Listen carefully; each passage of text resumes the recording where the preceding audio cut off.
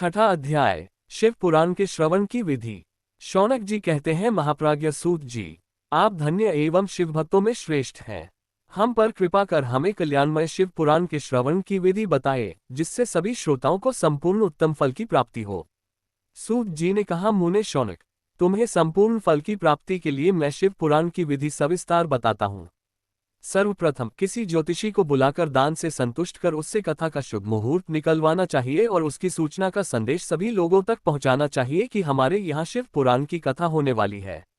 अपने कल्याण की इच्छा रखने वालों को इसे सुनने अवश्य पधारना चाहिए।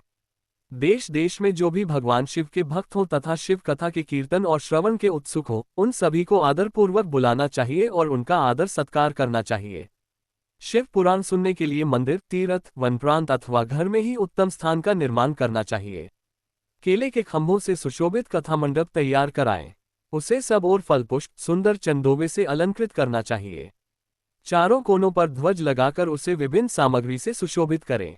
भगवान शंकर के लिए भक्तिपूर्वक दिव्य आसन का निर्माण करना चाहिए तथा कथावाचक के लिए भी दिव्य आसन का निर्माण करना चाहिए।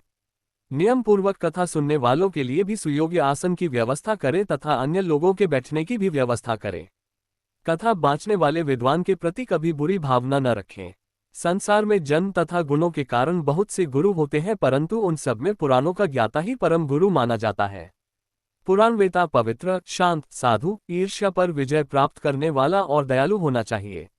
ऐसे गुणी मनुष्य को इस पुण्यमयी कथा को बाँचना चाहिए।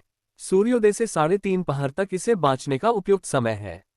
मध्याह्न काल में 2 घड़ी तक कथा बंद रखनी चाहिए ताकि लोग मलमूत्र का त्याग कर सकें।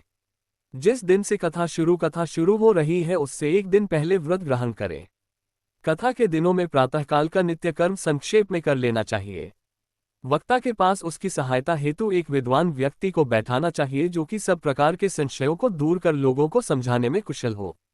कथा में आने वाले विघ्नों को दूर करने के लिए सर्वप्रथम गणेश जी का पूजन करना चाहिए। भगवान शिव व शिव पुराण की भक्तिभाव से पूजा करें। तत्पश्चात श्रोता तन मन से शुद्ध होकर आदरपूर्वक शिव पुराण की कथा सुने। जो वक्ता और श्रोता अनेक प्रकार के कर्मों से भटक रहे हों, काम आदि 6 विकारों से युक्त हों, वे पुण्य के भागी नहीं हो सकते। जो मनुष्य अपनी सभी चिंताओं को भूलकर कथा में मन लगाते हैं, उन शुद्ध बुद्धि मनुष्यों को उत्तम फल की प्राप्ति होती है।